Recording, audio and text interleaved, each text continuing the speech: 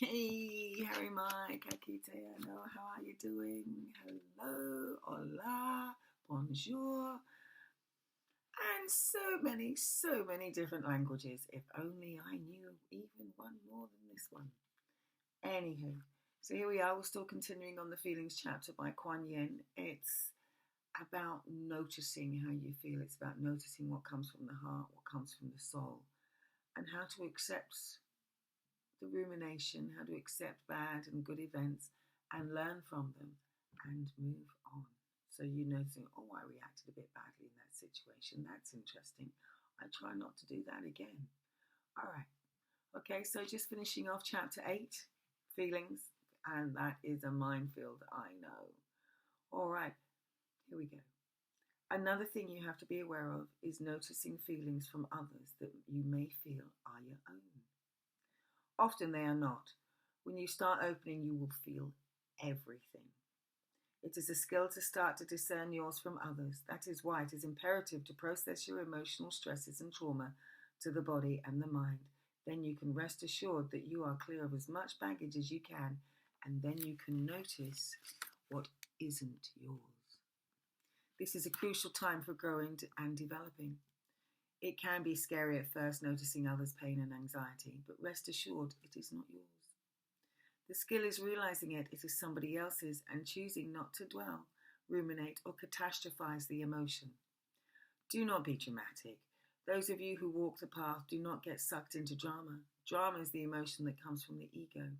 This wraps you into vortexes of rubbish and emotions that the ego does not want you to ignore. The more drama and irrational behavior there is, then the more the ego has control. Stop it. Just stop it. Again, it does not serve you. The ego holds on for longer, and then 24 hours, yet the heart and soul will let go in this time, and acceptance is found. And that's what I was talking about earlier. The ego holds further than the 24 hours, where the heart and the soul kind of starts working it through. Unless, of course, it's deep hurt of the soul and deep hurt of the love, then that will take time to bond, to let go of. But you'll know the difference. Think about the vortex of shit that you react to according to that emotion. Anger, lash out, jealousy, punch somebody. Fear, hurt someone. It is unlikely that happiness will have detrimental effects, but instead we'll end up laughing with them and sharing a moment much more serving. Remember, ego is emotion, master teacher of feelings. Learn to discern these feelings and emotions and learn how to care with detachment. That's the trick. Remember what these friends, family, and acquaintances have written in their contract is their contract, not yours. And you cannot fix people or tell them how to process it. Instead, it is about learning their process. It's about them learning their processing, and they will learn. If not in this life, then the next. We want you to be happy, but you cannot truly witness happiness unless you have felt extreme sadness. Most people will feel this, especially in the death of a loved one. This is hard, but having faith and learning how to communicate with them or talk to them, knowing that they are around, will help. Grief is extreme, and most people will experience it. It is difficult, but we never said that these contracts and lives were a walk in the park. Living is about the long game, for you to experience so that you can assist more when you are on the other side of the veil after passing in order to help others. Why do we want to have these experiences? Why do we want you to have these experiences?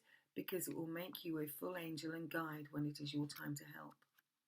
Know this and feel comforted that there is a bigger reason for these feelings and emotions and your experience of them.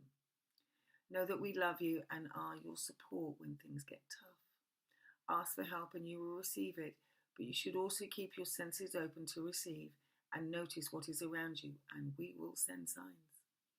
We love you so much and want to help, and so it is. So it's really about, well, that's pretty much what it says, isn't it? Just noticing the difference between feelings and emotions, noticing not taking on board other people's, because that doesn't serve anybody, does it really? Especially yourselves. You then start getting sick, you take on board their ills. And so, as it was said in the chapter, a write, read and burn. Write it all out, read it out, get rid of it, burn it in a steel bucket, and you will feel lighter. I've done it many times before, as I said. All right, so you have a good day, have a good evening, have a lovely morning, depending on where you are and when you're actually seeing this or hearing it. And I will come back and we'll talk some more. All right, have a lovely time. Bye.